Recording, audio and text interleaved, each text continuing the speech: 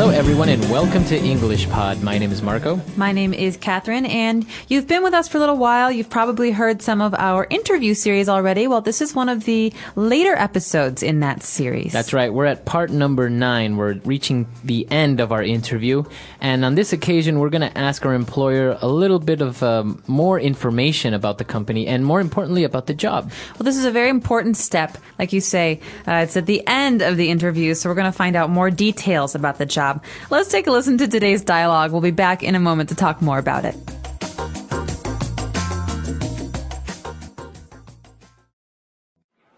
Could you tell me a little about the organization? For example, how big is your office here? Well, in total we have around 150 employees based in Hong Kong, with another 400 in our head office in Beijing. The news desk staff in Hong Kong has around 80 staff. I see. And how about the working hours? Well, as you know, Rebecca, in journalism, work hours are not exactly 9 to 5. You could be on call at any time, but we do have to work very unsociable hours at times. Well, I'm used to that, Mr. Parsons, so that's not really a shock for me. Good, as long as you understand that. And when do you need to fill the vacancy, Mr. Parsons? Yesterday, but no. We are hoping to start from the beginning of next month. That sounds ideal. All right, we're back. So it's obviously a very difficult job, and she asked some very key questions. So why don't we take a look at a couple of the words and phrases used there on Language Takeaway. Language takeaway. The first word that we have here for language takeaway is workforce. That's right, a workforce, the company's workforce. And that basically means all the employees that we have working for us. That might not be in one office. That's right. Many companies have 2, 3, even 100 offices. So the workforce means all the people who work for the company combined. That's right. So a workforce. And, well, she asked about the workforce, and, well, it's obviously a pretty big company, 150 employees. But he also mentioned that the news desk staff in Hong Kong comprises around 80 people or 80 staff. So this verb to comprise, or in this case, it comprises, means to make up or to account for. Mm-hmm. It's a very nice word to say it accounts for, it makes up, it's the total. It's the total, right. So in this case, the news desk staff has 80 people. That's a very easy way to say it. Mm-hmm. But we could say it comprises 80 people. It sounds a bit better. That's right. Very good. So, now, obviously, she's going to be a reporter or a journalist, and he said that she should be on call at any time. Okay, on call is a phrase that we often hear with jobs like journalism, but also medicine. So doctors have to be on call very often. This means that you don't have to be in the office, but you have to be available to come into the office. So when someone calls you and they say, we have an emergency, you have to be available. That's right. And you see it in movies all the time. You know, doctors are on call and maybe they're already sleeping, or maybe they're out, I don't know, playing soccer with their kids, and they receive a phone call and they have to go to the hospital in that moment. It's because they're on call. That's because they're on call. Very good. And so obviously this is a very difficult thing for someone. And he explains that the work has very unsociable hours at times. Okay, so you can say that the hours are unsociable. You can also say that a person is unsociable. It basically means that it's not very convenient for being a social person, or for going out with friends and having many events to go to or fun things to do in your personal life. That's right. So if a person is unsociable, it means that maybe that person is not very outgoing, or maybe is always angry or grumpy, so that person doesn't get along well with others. Right, but in this case, it doesn't mean that it's a grumpy job. It just means that because she might have to work at night very often or on the weekends, it's very hard to have a social life. That's right. Okay, so obviously this job is very difficult, but in the end, she was really happy with it, and she said that sounds ideal, her starting time. So something that is ideal if it's perfect or great or the top. That's right. Many people talk about the ideal job, right? The perfect job. So that's the job that you have in your mind when you think of what is the best. That's right. So maybe my ideal job is different from your ideal job. That's right. So you have ideal jobs or your ideal house or your dream house. Or your ideal husband. That's right. So idealism. So why don't we listen to the dialogue again? Let's review what Rebecca and Mr. Parsons talked about, and we'll be back in a little bit with Fluency Builder. Could you tell me a little about the organization? For example, how big is your office here? Well, in total we have around 150 employees based in Hong Kong, with another 400 in our head office in Beijing. The news desk staff in Hong Kong has around 80 staff. I see. And how about the working hours? Well, as you know, Rebecca, in journalism, work hours are not exactly 9 to 5. You could be on call at any time, but we do have to work very unsociable hours at times. Well, I'm used to that, Mr. Parsons, so that's not really a shock for me. Good, as long as you understand that. And when do you need to fill the vacancy, Mr. Parsons? Yesterday, but no. We are hoping to start from the beginning of next month. That sounds ideal. All right, we're back. So now we have 4 phrases for you prepared on Fluency Builder. Fluency Builder. This first phrase is something that we say all the time in English, but I think a lot of learners make mistakes when they use it. The phrase is how about. That's Okay. right. So you see that Rebecca was listening to what Mr. Parsons said, and she said, and how about the working hours? So this is a way to say, and what are the working hours? But basically, it's a way to continue the conversation. You can say this in many different ways, but it basically means, and what about? And, or please tell me about. That's right. Now remember that many English learners mistake the phrase how about as if it were saying how are you or how is it? No. Okay. You have to be following someone else in the conversation. So for example, I could say, you know what? I'm going to have a hamburger with bacon. How about you, Marco? What are you going to eat? How about you buy me a cheeseburger? Okay, so this is basically a way of saying, okay, well, maybe I'll have a cheeseburger, or what are you going to have? So now it's important to say, don't ever make this question. Don't ever ask, how about your weekend? No. How was your weekend? That's right. My weekend was great. How about yours? How about yours? That's continuing the conversation, saying, mine was good. How was yours? Yeah. Okay, so remember that when they were talking about the work hours, he said that the work hours are not exactly 9 to 5. Okay, so this is a kind of a set phrase we use often in English because a lot of people traditionally have worked from 9 a.m. to 5 p.m. They have a break at lunch, then they go home. That's right. So this is a kind of this is a way to describe traditional working hours or traditional jobs. So you can say, yeah, I have a really nice 9 to 5 job. You could say, I really don't want to work a 9 to 5 job. That's right. So you don't want a traditional job where you're working from 9 to 5. Right. Most people, I think, work a little bit longer than that, but this is just a way of saying a traditional job. That's right. Okay, 9 to 5 job. Now, why don't we move on to Rebecca saying that she is used to working long hours or being on call. Right, so this construction, to be used to, I'm used to doing this, is a way to say that I already do this. This is my experience. Or I have the habit of working unusual hours. That's right. So maybe, for example, you live in a very noisy area in your neighborhood, and somebody comes and visits you and they can't sleep because it's so noisy. You are used to it. Oh, you say, oh, I don't mind. I'm used to the noise. But your friend who's visiting is not used to it. Right. They don't have this noise at home. So that's what happens, and it can't sleep. So when you are used to something, you have the habit or you're accustomed to it. That's right. Okay. And what about our last phrase? Our last phrase comes at the end, and Rebecca is talking about the start date for this job. She wants to know, when do you need to fill the vacancy? Okay, to fill the vacancy. Now, we have this word vacancy, and that means that it's available, right? That's right. So a vacancy is an available thing. It could be a vacant place. Like an apartment. Like an apartment. Or in this case, a vacancy in a company. That means a job that is available. That's right. So she is asking when she can fill the vacancy. So we use the verb to fill a vacancy. And this sounds a lot better than saying, hey, when do I start working here? Right. This is a polite way to say, when is the job going to begin? When do you need to fill the vacancy by? I guess another way of saying it would be, when is the starting date? Yes. Okay, but as we say, also fill the vacancy is a very good option. But don't say, when do I start working or when do we start? Yeah, no, we can talk about that in a minute. Let's listen first to our dialogue one more time. We'll be back shortly.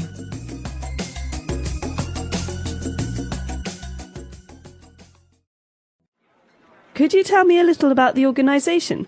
For example, how big is your office here?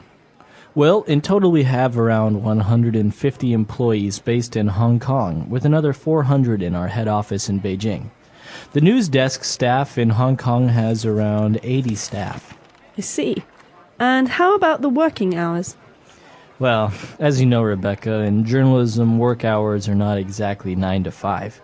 You could be on call at any time, but we do have to work very unsociable hours at times. Well, I'm used to that, Mr. Parsons, so that's not really a shock for me.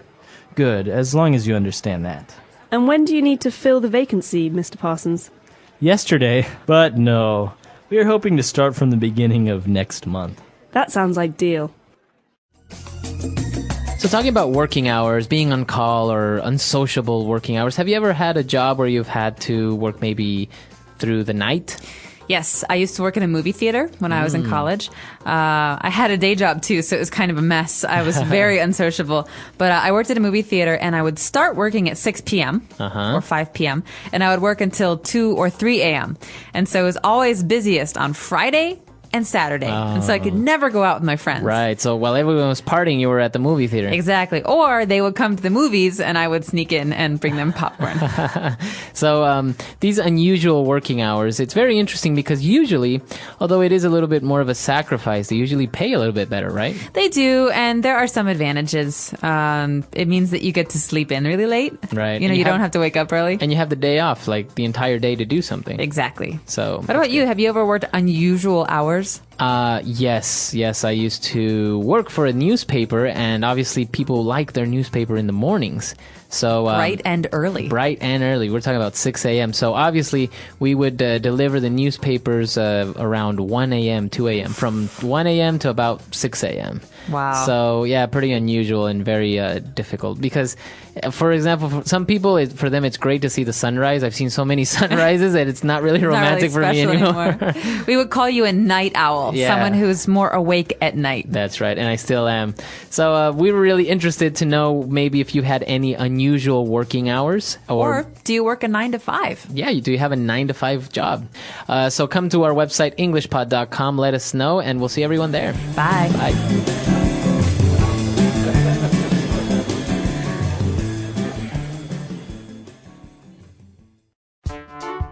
The English Pod Audio Review. Listen to the meaning, then say the vocabulary word. What do you think? How about? Employees. Staff. Accustomed or habituated to. Used to. To be available to work at any time. On call. 9 a.m. to 5 p.m. 9 to 5. Let's try that faster. Employees. Staff. What do you think? How about? To be available to work at any time. On call. 9 a.m. to 5 p.m. 9 to 5. Accustomed or habituated to. Used to. Now say the word and hear it in a sentence. 9 to 5.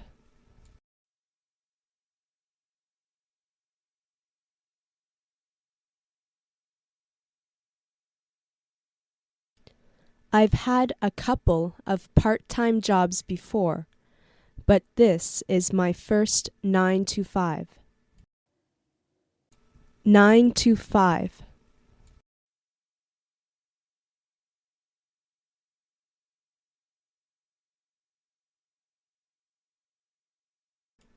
Nurses often work odd hours. It's not a 9 to 5 kind of job. 9 to 5.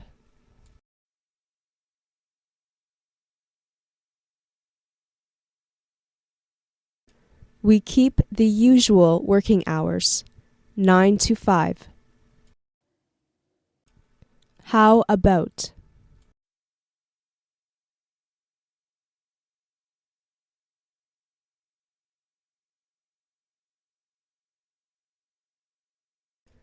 I know the shrimp dumplings are tasty here, but how about this restaurant's barbecue pork buns? How about?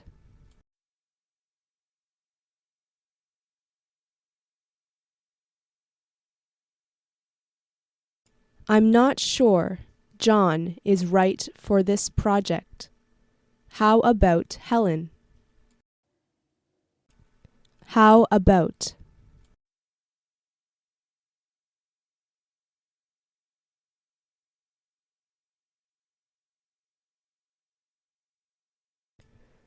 All right. If you don't want to vacation in Thailand, how about Bali? Staff.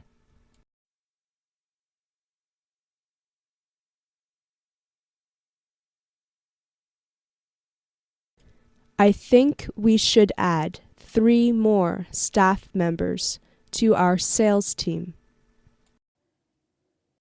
Staff.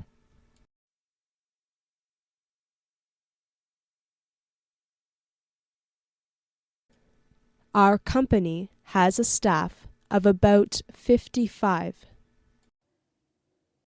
Staff.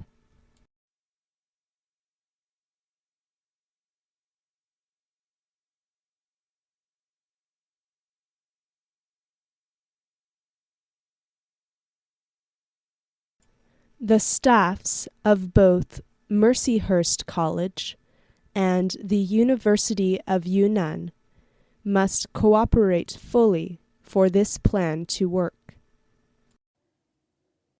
Used to.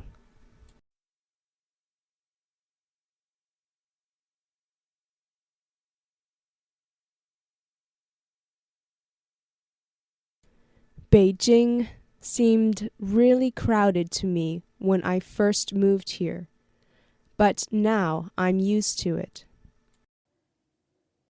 Used to.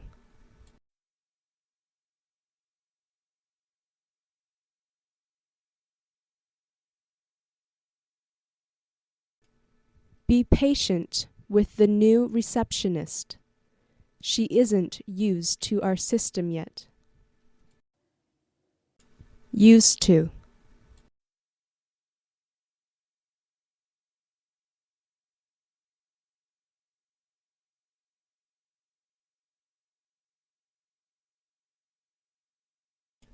I used to drive my car to work every day, but now that I live in China, I'm not used to commuting like that anymore.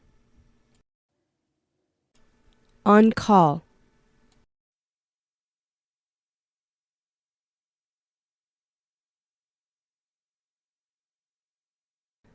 I have to keep my cell phone handy. I'm on call tonight. On call.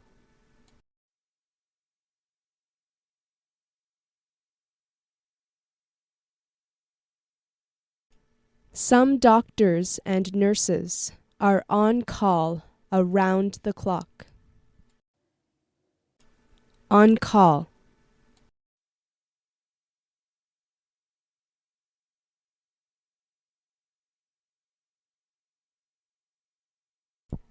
Journalists are always on call. Like they say, the news never sleeps.